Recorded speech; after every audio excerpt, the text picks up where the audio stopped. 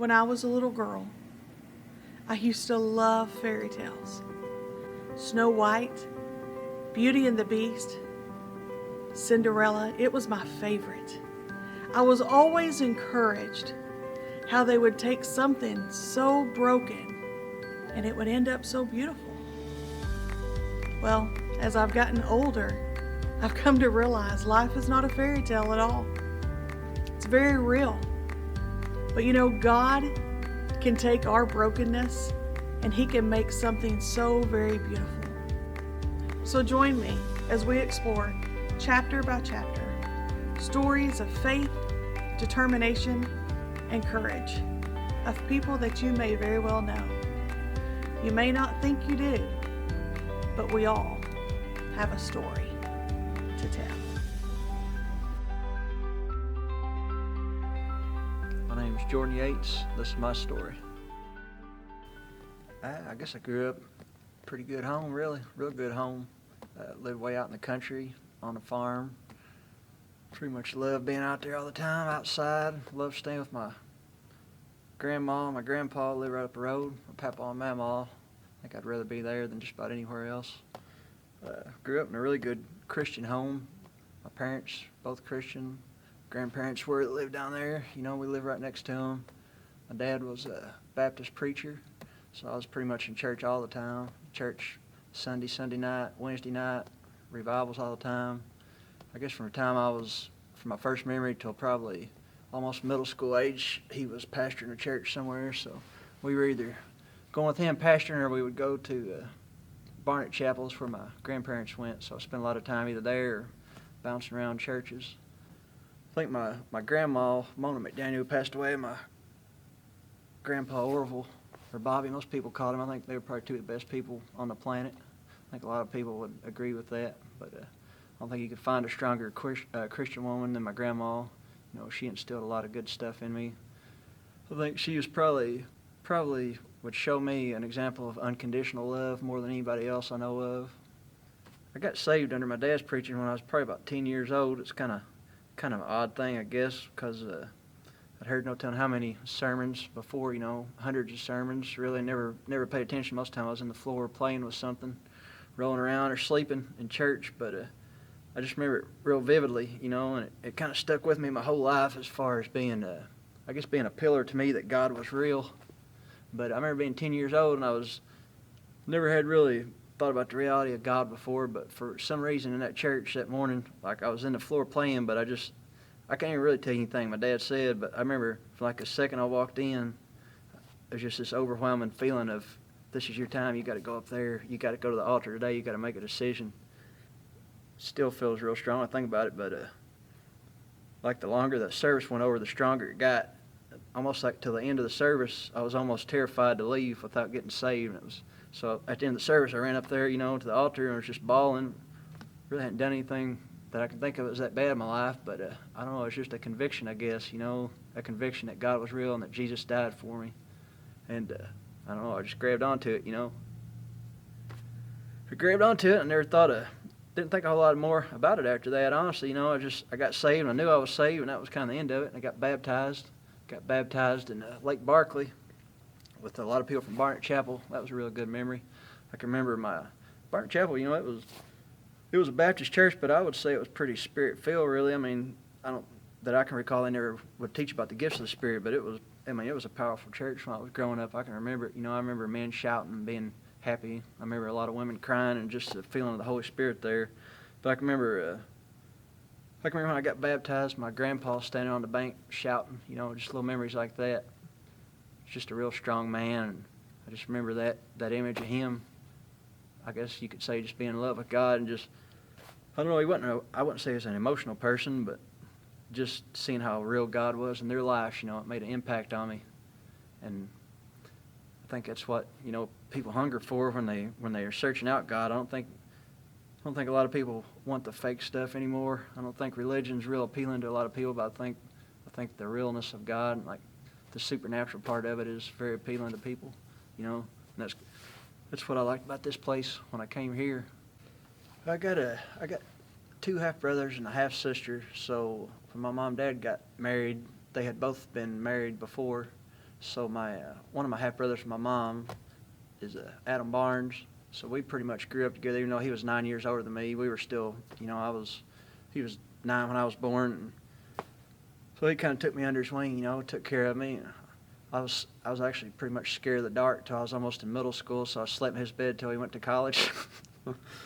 But he took care of me. We were super close. And then I had Andy and Tammy, were Yates at the time.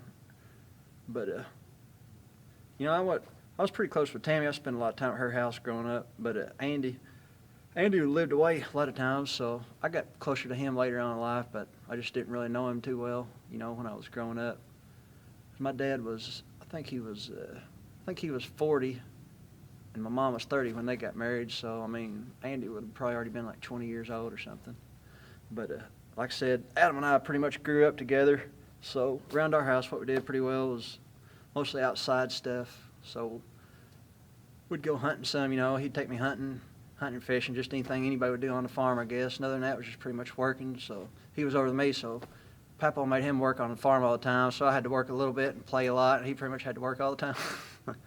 But I spent a lot of time, out in the fields with him and stuff, just tagging along. I wasn't doing as much work as most of the men, but I was kind of tagging along, hanging out with them.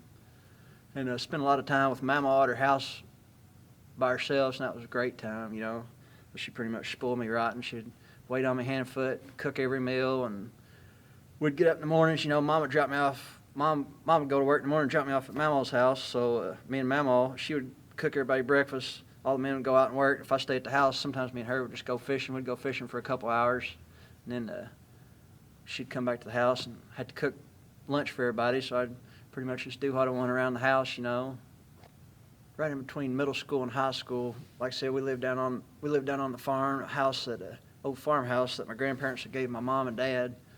Pretty small house when we got it, and Dad, of course, he worked in the coal mines for a long time, and he worked boring tunnels for a long time. And then after that, he built houses, was a contractor, but he was constantly building onto our house. So by this time, it was a pretty nice house, pretty big house. And in between our middle school and high school year, that house burnt down one day. I'd gone to work with Dad during the summer, and we just got to town, and we were working on a rental house in town. We had just got to town. It takes us like 15 minutes to get to town. And somebody called Dad. It's like, Larry, your house is on fire. So we jumped in the truck. We jet back down the road, to get to the house. By the time we get pretty close to our house, you could see white pillars of smoke coming up. By the time we got to our house, where we could actually see it, there's nothing but like 2 feet of white ashes there.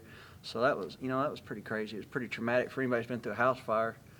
I guess it taught me a good lesson in life. From that point on, I don't feel like I've ever been real connected to material things so much. I like nice stuff, but that was heartbreaking, for a kid. It's like all your stuff is gone. Everything is just instantly gone. And I just remember, that house burning, it was almost like a family member died. It was kind of weird. But it just, I don't know, it kind of scarred me in that aspect. It just taught me, I can take stuff or I can leave it when it comes to material things. Yeah, that was really hard on Dad, because he'd worked like a dog. Anybody that knows him, one very good thing to say about him, he was a super hard worker. He only graduated, I think, the 8th grade. He only made it through, but he did more than most men did with that education, But it was because he worked so hard. He just worked himself into the ground. Just worked, so many hours, hard jobs his whole life. And when that house burnt, I don't think he had a heart attack, but I remember all the firemen and the paramedics being down there, and I remember him stepping out of the truck and just hitting the dirt. He just fell over, it's like grabbing his chest. So, they're all telling him, he's like, is the house gone? They're like, yeah, it's gone. I'm like, no, it's all right. I'm trying to lie to him. But so they put him in the ambulance, and I got in there with him. We went to the hospital, and I think it was just like stress. It felt like a heart attack, but he he had heart trouble after that, had a couple heart attacks. That was beginning of a pretty crazy time for us, because that caused so much stress. I think it affected Mom and Dad and me, because, like I said, I'd grown up on the farm, did everything just out on the farm, out in the woods, staying right there with Mama and Papa. Spent probably 70% of my time with them, instead of my parents, because they were both just working all the time, trying to provide the best life they could. And when that house burnt, we moved uptown, and we lived in a little, we stayed in a hotel up here for a couple days, and then we lived in a little apartment, and I hated it. I never did like it. I was bored. There wasn't anything to do. I didn't know what to do in town. everything that I was used to was gone. So that's when I actually started playing the guitar. Then I told him, I don't remember how I really wanted to start playing it, but I guess it was maybe my uncle Wayne Winters. We'd gone over to Wayne's house, and Wayne was a guitar player and a preacher too, and he was playing. I just thought it was cool, so I wanted a guitar. I kept begging him, asking me to get a guitar, and Mom's like, I think it was Mom, it may have been Dad. One of them's like, "You'll never play that thing. You're not going to play it. We'll get that for you, and you put it down 2 days." Well, they got me one. I was, obsessed with it. I was sitting in that little apartment, didn't have anything else to do. So if I didn't have anything to do, I would sit there and play it 8-10 hours, just nonstop. I stayed like that for the longest time. Didn't really want to do anything but play music. So that turned out to be I guess a blessing, out of something that was a bad thing. So I guess after that time, after all the stuff that happened with the house burn and the moving, living arrangements, and just everything that happened, following all that, it was just, I guess it was too stressful on our whole family. So my mom and dad ended up splitting up. They got a divorce, and that was going into my freshman year of high school, I think. So I don't know. It's just a whole different world, than what I lived in from 0 up to, I guess, 12, 13 years old. It was like 2 different worlds, 2 whole different lives, and it was just kind of like that, just changed instantly. So it was kind of crazy, But in high school, I had a pretty good high school, I think. I think I had a lot of fun in high school, but played sports my last 2 years. I didn't do anything my first 2 years. We were building a house like when I was a freshman, so I kind of helped Dad do that during the summer. So I couldn't really practice football. I really didn't want to either, honestly.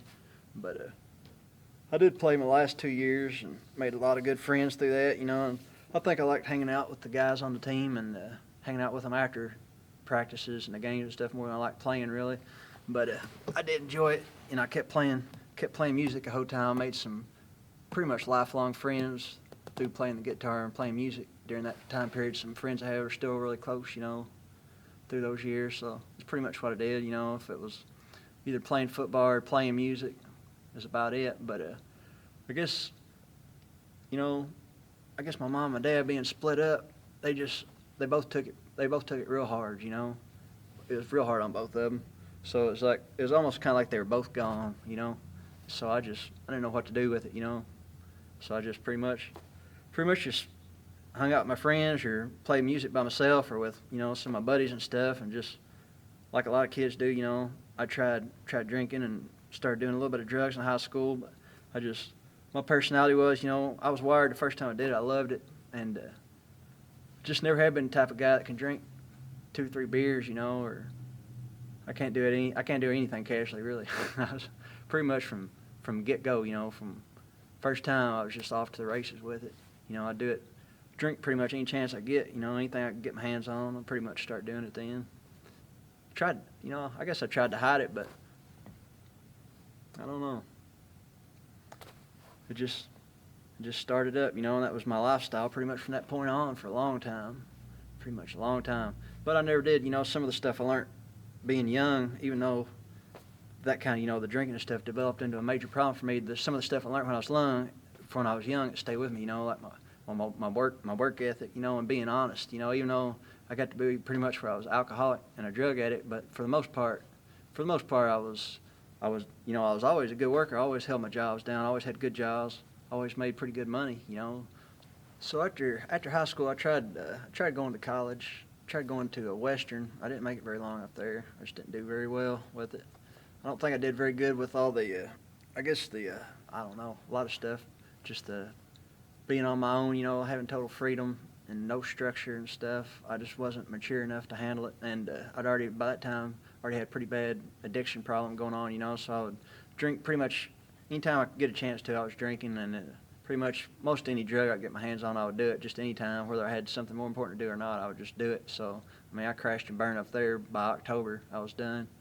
Came back, tried going to community college, went ahead and got a job working construction around here in Marion.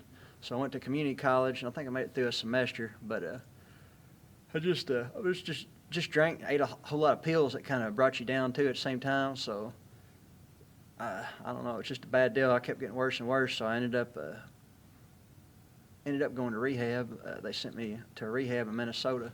So I went up there and I ended up actually getting sober up there. It was like an inpatient rehab. I went up there, stayed in for 30 days, and then came out and I lived up in the Twin Cities. Stayed sober mostly for about a year and a half. I think I snuck in a drink like 2 times in about a year and a half. But I really didn't. I liked living up there all right. It was kind of neat, you know. It was kind of cool to be away, and it felt good to kind of get sober. And I went to school up there for a little while and did pretty well. But I really didn't like being sober then. I felt like I was kind of being restricted from doing something that I wanted to do. So the whole time I was just fighting it, you know. And I guess once I turned 21 up there, and then I really didn't like it because, I mean, there were bars everywhere. Everybody that was my age was out, you know, looked like they're having a great time, and here I am, you know, trying to stay sober, and I really wasn't bent to do that anyway, you know. It's like I really didn't want to do that, so I ended up starting drinking, and you know, it's like, of course, even though I guess going back to my childhood, I was telling you about being brought up in church. My dad was a preacher, but I never really read the Bible for myself. You know, I just heard what people said. But now, you know, now that I've read and studied the Bible and continually studying, you know, the scriptures, some of them make sense. You know, I think about the scripture where it talks about when you move the demon out, and then your house is swept clean, you don't fill it with anything, it comes back 7 times worse. And you know, I can see that played out a couple different times in my life because it, you know, when I started back, it came in with a vengeance. And you know, my drinking. I mean, I could buy alcohol then, and there's any kind of drug that you could get your hands on up there. So, I mean, I got to a point where I was pretty much drinking at least a fifth of whiskey every day, just about, you know, almost every day, doing hard drugs, you know, hard speed type drugs up there. And I didn't stay for a real long time after that. There wasn't a whole lot of point in it, you know.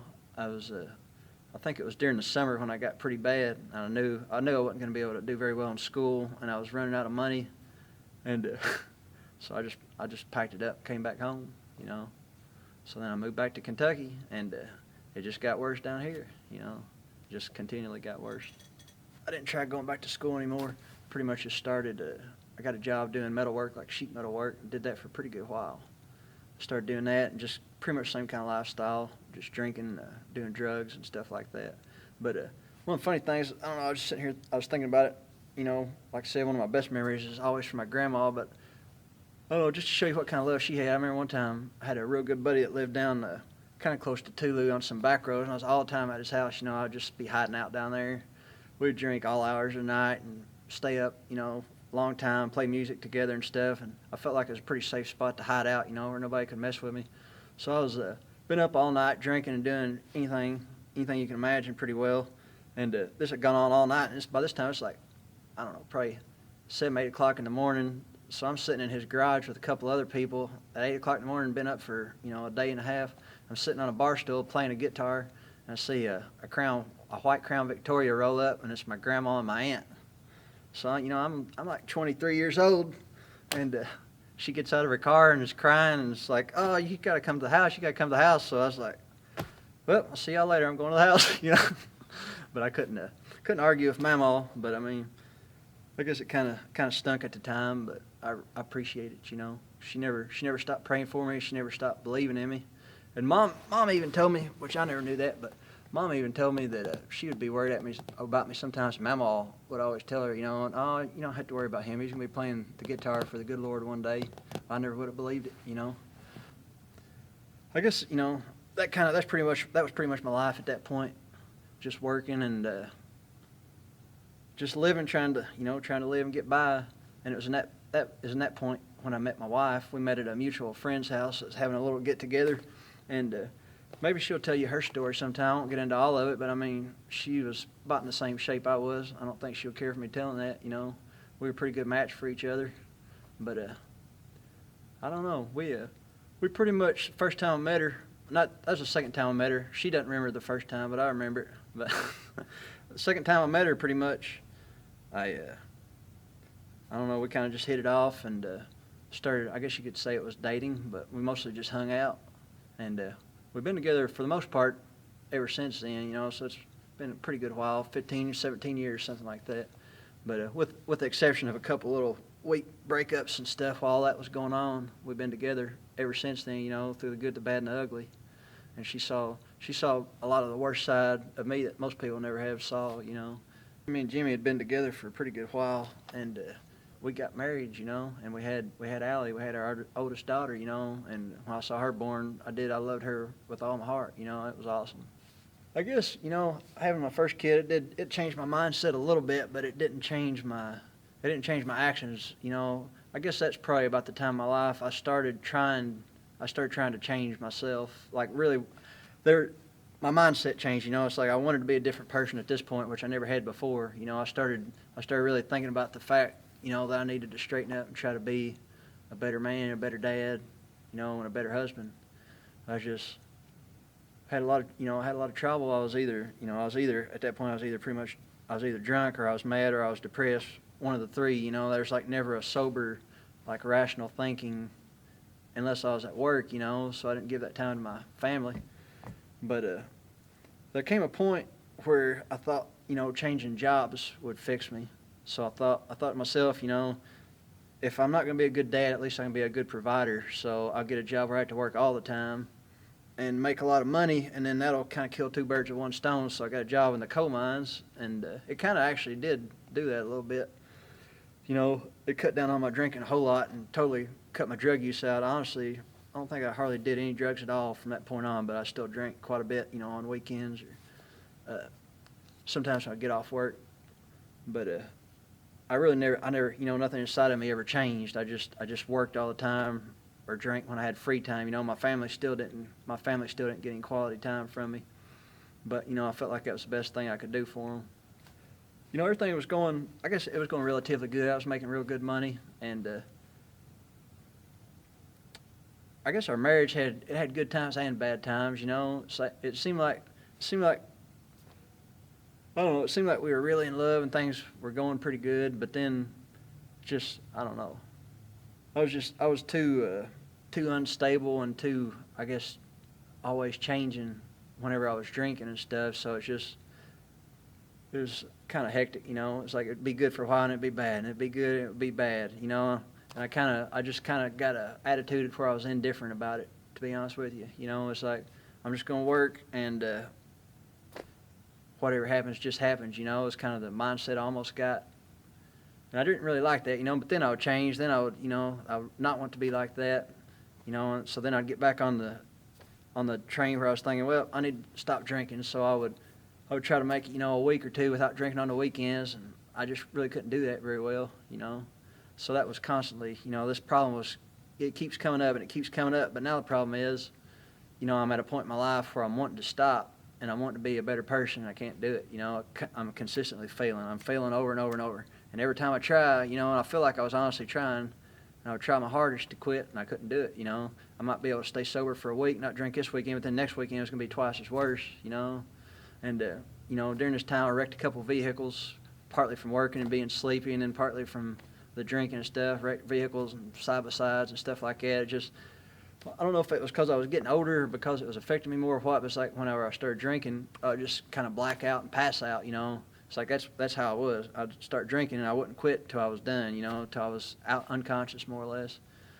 So, you know, it wasn't a very good life for a kid. And at this time, Jimmy got pregnant with Miles, and at this point, Allie's old enough to where she's starting to comprehend what's going on. She's starting to comprehend that something's not right with Dad. You know, like something's different about Dad that's not right. I don't think she understood exactly what it was, but you know, she's starting to question. You know, Dad, are you sleepy? Or you know, why are you sleeping with your head on the table? Stuff like that. And it was kind of heartbreaking, you know, because I just wanted, you know.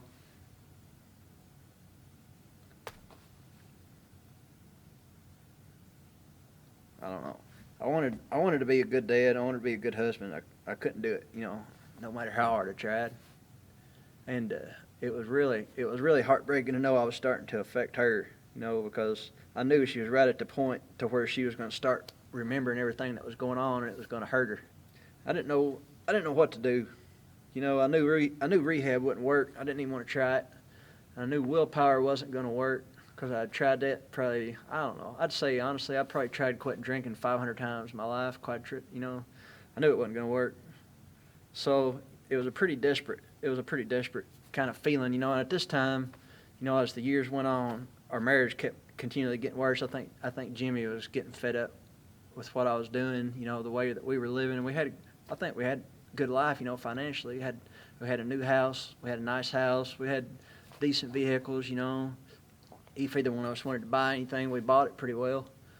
We weren't filthy rich or anything, but, in my mind, I thought we had a pretty good life, but I think we were kind of starting to grow apart, and it was just always, we were always pretty much at our wits' end with each other, I didn't want to hear anything she had to say, and she didn't want to hear anything I had to say. And it was just, if we were home, it was most likely 90% of the time it was an argument or like kind of cold towards each other. And it was getting to a bad spot, And this whole time, I haven't said, I guess it's obvious, but this whole time, probably from the time I was in high school where I still lived under my parents' roof until now, which I'm about 30 years old at this point. I mean, the only time I ever stepped foot in church was for like maybe Mother's Day or Christmas or something. I never went to church. I never once that whole time opened the Bible. There was quite a few times I prayed like pastors talked about in sermons, praise, oh God, help me out of this and I'll straighten up. I prayed a few of those prayers, but I honestly almost got to the point where I questioned if God was real. I really didn't think that He was real anymore. But the only thing that made me hang on was that memory of when I got saved. What I talked about when I started this story out. I was 10 years old, and I remember how real that was, and I knew it wasn't fake, because I just remember it so vividly and so strongly. And that was it was like the linchpin, the only thing that kept me hanging on. Probably, where I really thought about suicide quite a few times. It was the only thing that kept me from going further down that route, because I was scared of the fact that hell could be real, I didn't want to end my life that way. So there's a couple things that happened, while I was working at the mines, we were on vacation on Florida one year, and my drink was just totally out of hand down there, and I did some embarrassing stuff down there, I would say, for my family, and I just remember regretting it, I'm like, gosh, I can't believe this is who I am nowadays, We came back, and I guess it was just the point of my life that I was in, where my drinking stuff had progressed to this, every time I drink, it's worse than it used to be, it was just getting bad, and I was spending, a lot of time, seemed like I was spending a lot of time alone at that point for some reason, and I remember just breaking down a couple times in my house by myself, and just thinking, trying to think and talk to God, which I didn't really know how to pray or anything, but I just remember thinking, trying to mull it over in my head, how am I in this position, how did I get here? And I remember thinking, if God is real, then why did He make me an alcoholic? I was like, this doesn't make any sense. I was like, if He's creator and created everything, and He made me so messed up, and here I am, it kind of made me a little bit mad sometimes, because I just wanted it to be gone, but it just don't work that way. In that addiction, I really got just desperate and really, like, truthfully cried out to God, because I remember getting down on my floor. I never had really prayed like that before, but I got down on the floor of my bedroom in my house all by myself one day, and I remember just crying and just being brokenhearted and crying out to God and being like, if you're real, I need you right now. I need you to either take this away from me or give me the strength to keep fighting it, because I'm done. I'm done with it. I don't want to live like this, and I can't do it anymore, And I remember I didn't know what to do, but I remember Dad gave me this Bible. He gave me a New King James Bible, one that he used to preach out of. And I remember getting that Bible, and I remember sitting on the floor and thinking, I don't know where to read this thing. It's huge, and I have no idea what I would even be looking for. But I was like, all right, God. I was like, if you're real, then show me something. So I'm like, Pfft. And the first scripture I read, no kidding, was it was a list of things, and it pretty much ended off with, and no drunkards shall inherit the kingdom of heaven. So I was like, oh, this is great. This is not what I want to hear, but that's God's way of showing love. I think it's giving you truth. So what I was looking for was, oh, do this and I'll fix you. That's what I was trying to find in the Bible. But what I found was, what you're doing is not acceptable. That's what it said to me anyway. So then I was like, okay. So it seemed like, I tried to read the Bible a little bit, and every time I'd flip it open, it seemed like it just came to those type of scriptures, I know it mentions that a couple times in the New Testament. It seemed like I'd do that a lot, random flip open reads, see if it would work for me, and it was almost always something that was telling me to stop drinking in one way or another, it seemed like. So after that, so I was like, all right, God, if you're real, I'm gonna try to go to church somewhere maybe. So I was working day shift, and I came home, and of course me and Jimmy were fighting as usual. And I really didn't want to hear it, and the Hurricane Church camp meeting was going on. So I told Allie, I was like, Allie, you come with me. Me and you can go down there and eat at Hurricane, and we'll go to the camp meeting. First time in my adult life, I actually went to a church like seeking God, you know. So again, I had the mindset, all right, God, if you're real, you need to tell me what to do. And it was Brother Gardner who was preaching down there. And I can still remember, I don't remember every word he said, but I remember his sermon was titled, How Alcoholism Was a Tool of the Devil That Destroys Families. And I was like, you've got to be kidding me. You know, so I sit way back in the back, and Allie's not paying a bit of attention. I'm listening to every word he's saying, you know. I was like, dang, you know, I really got to figure out a way to change, you know. So I decided then, I was like, all right, I'm done drinking. I'm gonna quit. I'm gonna white knuckle. I'm gonna quit, do whatever I got to do. You know, I'm gonna try to start going to church. And I'm probably gonna go to Brother Gardner's church because he was pastoring a church. I'm probably gonna go to his church. I think so. I'm gonna go to church, you know. So I come home, you know, after all this, and I think it's maybe later, a couple of days later, I start telling Jimmy, you know, of course she's used to me for like the last, I don't know, 12, 15 years being pretty much a raging wild man most of the time, and anything goes in our house, you know. So now one day I come home to her and I'm like, you know, I'm pretty much done drinking, and things are going to change around here, and we're going to start going to church. So, of course, she really didn't believe in God at all, so it didn't go real well with her. She's, you know, she really thought I was full of crap. Honestly, she thought, because she'd saw me, you know, try to change quite a few times, so she's like, okay, whatever. So I'm like, all right, well, I want to go to this church, you know, that Brother Gardner's preaching at. And she's like, I don't want to go there. I want to go somewhere. She was working with the girl at the time who came to Life in Christ. She's like, I want to go to Life in Christ for so-and-so, you know, goes out there. I was like, well, you know, I'm thinking, well, a Baptist church where you need to go, you know, they've obviously got it figured out. I was like, whatever, you want to go there, we'll go there once.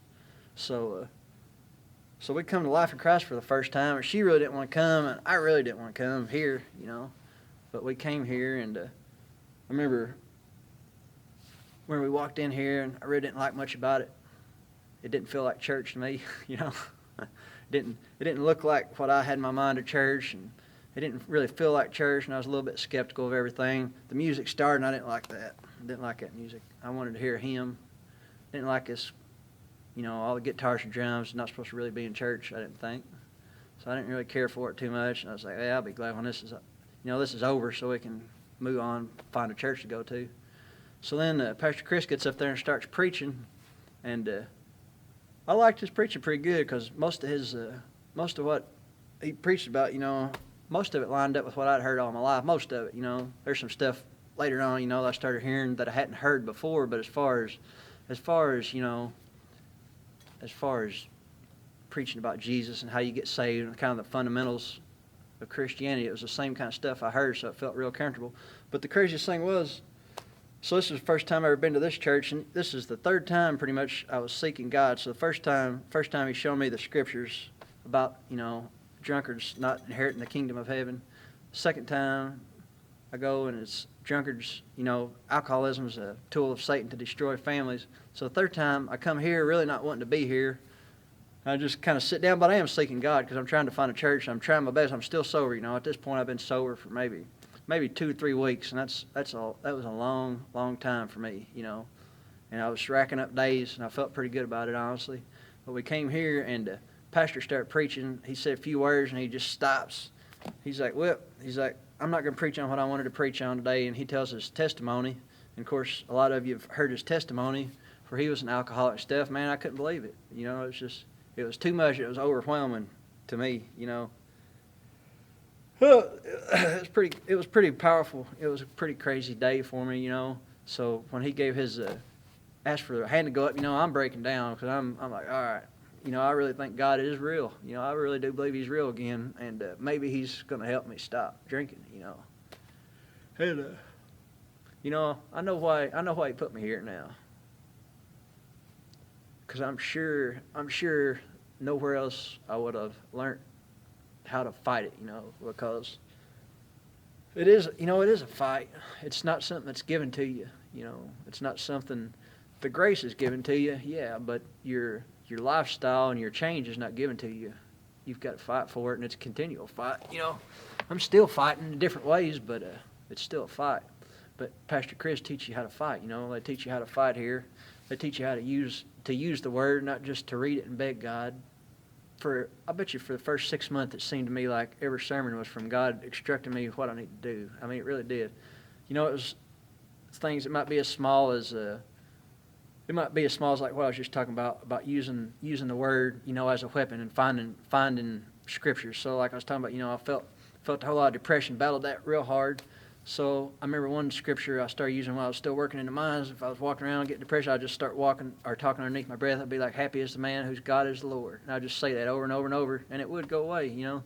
And then, you know, I don't know, there's a bunch of different stuff kind of like that. But I guess one of the biggest concepts that was changing for me, I don't remember exactly how he preached about it, but it kind of destroyed the thought in my head that God created me as an alcoholic. Because, you know, when I went to all those AA meetings and stuff, they make you sit down, they make you say, I'm such and such, I'm an alcoholic addict. And I said that I don't know how many times. I had it drilled in my head that, you know, I've got something in my body that I can't change, and that's how I'm made, so that's what I am. But now Pastor Chris is telling me that in the Bible it's teaching, you know, what God's ideal is, you know, he makes you in his own image, and you're not created flawed, you're not created, you know, with some kind of sickness or a darkness in you. It's just something that you choose, you know. It's something that, a life pattern more or less. You know, it started making sense to me, so then I kind of, you know, my whole mindset on that changed, and it helped tremendously. You know, I think it was probably the biggest thing that helped me be able to defeat alcoholism. Because even if you know how to fight it, but you've got it in your head that you're that way and you're always going to be, it feels like you're fighting a losing battle. But, you know, for me, when I switched over and thought, no, you know, I'm a child of God and I'm created in his own image, and he wants better for me. You know, his plans for me are good instead of evil. And it's Satan that's doing all the deception. You know, it's him that's the stuff that's in me. You know, it's him that's trying to destroy me. It's not God that made me that way, you know. And once I started fighting from that position, it started being successful, you know. I've been here for, I think, about 7 years now. 7 years I've been completely sober, and I've been going to church here the whole time. And for the first 2 years, it was a hard battle the whole time, you know, especially the first year. Sometimes it was still day to day of not drinking, week to week. And there's sometimes I wanted to, but I didn't do it, you know. And it still felt like I was almost on thin ice. But it got to a point, you know, where it didn't seem so appealing to me, and it wasn't so hard to say no. And the depression started going away, you know. But I had to push it away, I had to fight it away. It didn't just vanish for me, which I've heard some people say stuff like that does, but it didn't for me. You know, it was a fight, and it was a gut fight. It was hard. But after that, you know, after about 2 years, it started getting pretty good. You know, it started getting better and better and better and better. I never really, until this last year, with all the stuff that went on, I never really again had a bout with seriously thinking about drinking, you know. I never really felt tempted with it until this last year, but I didn't do it, you know. But it did come back. It did come back to try to get me, and I guess the difference was I knew in my head, I know it's not going to work, and I know it's a trick, but it would give me a temporary relief. And I was tired of being mad, and I was tired of being stressed out, and it was almost tempting to be like, you know what, it's not going to be good, but I could get everything off my mind for 12 hours, you know, which is kind of crazy, but that's what he came at me with, you know. But I didn't do it. But I'm a lot stronger now than I used to be. I don't remember exactly how many years it was. I'd been here, I know at least 2 years, I think. It could have been a little bit less, but somewhere around between 1 and 3 years, I think, I'd been coming here, and I think I'm pretty sure the first one that approached me was Pastor Wayne approached me about playing guitar for them, or it may have been Pastor C. May asked me about doing the main praise team first, actually, and I didn't want to do it. I you know, pretty much all my life from the time I was 14, I guess, when I started playing the guitar, until I stopped drinking there. What I was telling you about, you know, I think I was roughly maybe 31, 32 years. So that whole period was nothing but drug addiction for the most part, and alcohol and playing guitar. But the guitar for me, you know, it took me to a pretty dark spot, because I liked a darker kind of music. Like one of my favorite bands was Alice in Chains, and a lot of their stuff is revolve around drug use and stuff and that lifestyle. So it was super dark for me, but it was comforting. It was comforting to me, because I liked being alone. I'm still really not a people person, you know. I'm really really comfortable alone. I'm really comfortable with my guitar. And for me, it was a place of kind of refuge, but it was like a dark refuge, you know. Probably don't make sense to most people, but that's what it was, you know. It was a place I could go and feel safe, that it wasn't going to hurt me, it wasn't going to judge me, but it also made me feel better, you know. It kind of made me mellow out, kind of calmed the storm, I guess you could say sometimes. But the problem was, like, the two things were like this for me. They were tied together at that point. So when Pastor Sue asked me and Wayne asked me about playing for different things, I just couldn't do it, you know. I wouldn't say scared would be the right word, but I was still very cautious, very skeptical about anything had to do with drinking or drugs. Like, for the longest time, probably for 5 years, I bet, I never stepped foot in a restaurant that had alcohol. Friends that were in that lifestyle, even ones I loved and trusted and still care about, I hadn't talked to since, you know. I dropped them. I totally separated myself because I was that serious about it, you know, and I was that afraid of what I had going crashing down, you know. And I knew I didn't want to go back there, because my life's slowly but steadily, you know, been getting better since then. So the guitar, for the most part, was cut out too. I very ever seldomly picked it up and played it. Wayne kept asking me about coming to help with youth, so finally, I think there was a sermon that Pastor pretty much preached about using your gifts and not pretty much having a gift and not using it, you know, because they're giving all your gifts, no matter what you have, are given to you for somebody else's benefit, you know. So I think maybe that convicted me a little bit, and I finally decided to give it a chance. So I helped them out with youth and started playing there, and it was a great thing for me, you know.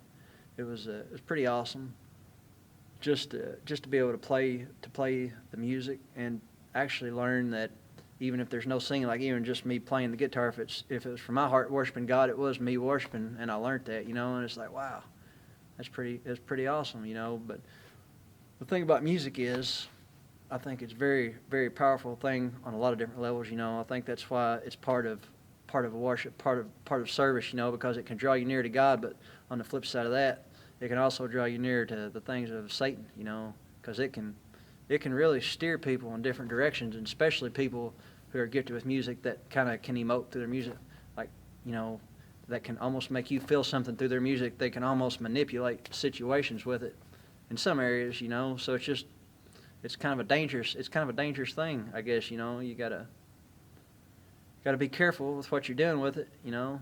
And I still have to watch that. I still like the sounds of some of the old music, but I just can't listen to it all the time. I listen to it. I do listen to it some, you know, and sometimes I can tell it has a little bit of a negative effect on me, so I had to kind of step back away from it.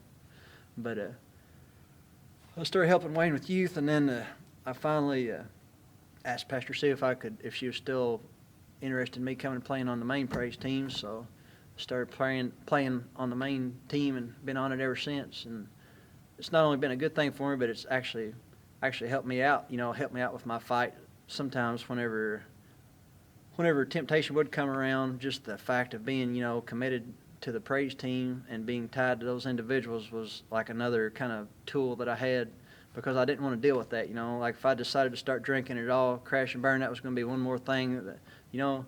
It's like, I love all these people and respect them. I didn't want to hurt them. I didn't want to let them down. I didn't want to have to deal with all that either, you know. So sometimes it was just enough, you know, to shut that train of thought down in my head. So it was a good thing. I think one of the biggest life-changing, like, in that first time when I started coming to church here at Life in Christ, and I'd been sober for probably maybe in the neighborhood of a month or so, which was that was a long time. And I think one of the biggest victories, the biggest fights, though, the biggest decisions that I had to make was kind of a pivotal turning point for me. Me and Jimmy were still kind of at odds with each other, because she wasn't on board with what was going on here, you know. She wasn't 100% on the idea of God, you know, and she wasn't convinced that I was sincere in what I was doing, and I think she probably thought I was going to go back to what I was doing. So I don't know exactly what I was going through her head, but it wasn't going real smoothly, you know. But I knew she was a pretty strong-willed woman.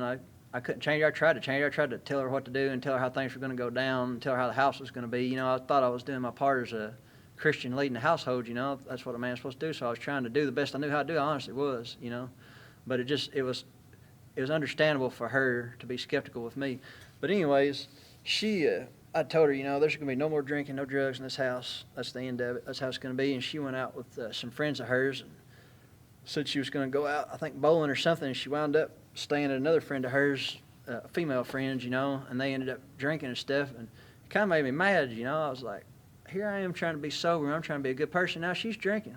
I was like, this is kind of some bull crap, So it kind of made me mad, and it was really getting under my skin. So I had to go to Princeton Walmart. So I went to Walmart, and I was driving back through there, and then here it came, the temptation. It's like, I could stop right now, get a fifth of whiskey, and just be done with this. Because, what the voice in my head was telling me, you're gonna go back. You're gonna start drinking again. This is not gonna work. So especially if she's doing something, that voice was telling me, just you get a fifth of whiskey right now and just be done with it. But I remember I was going by that liquor store. I was thinking, am I gonna stop? Am I not gonna stop? Am I gonna get it? Because I think in her mind, in my mind too, it's like she expects me to be more of like a kind of an outlaw type person. It's like if I keep doing this, I'm liable to lose my wife. If I keep trying to live for God and say the things I'm saying, she's possibly going to leave me. Take my kids, my house. I was like, I'm trying to do a good thing. I'm going to lose everything I got. And I remember thinking, this is kind of crazy. But then, it's like I'm just sitting here trying to decide what to do. And I was like, you know what? If I lose everything, I'm still going to keep serving God because I'm done. I'm done with this. I'm done drinking. I've made a choice. This is what I'm going to do. So I was like, if she leaves me, I was kind of talking to God. I was like, you got to take care of her. You got to take care of everything because I'm doing the best I know how to do serving you. So I'm not, and I went on past that liquor store. I didn't drink. But I didn't try to get her to change anymore after that. I was just like, she really don't like me right now, so you're going to take care of her, God. And I think it was about a week after that or so that she ended up getting saved here. And she really didn't even believe in God then. He changed her that quick. And that started changing our household. And he started changing everything about her and me too. But it was it was looking back on it, it was a very pivotal thing because I think it was a test. It's like, all right, are you gonna put your family and what you want to do and your kids? Are you really putting God ahead of them, or And I'm pretty sure that if I would have tried to do it the other way, it would have ended up bad. So just looking back, it's one of those strong times. But yeah. Once she got on board with what was going on, started following God, and then I started following God, then our marriage started getting a whole lot better. Little by little. Again, it was not something that was fixed overnight for us, but everything we've done has been a battle for the most part. But it's been a good one. And it's a whole lot better now. My name is Jordan Yates, and that was my story.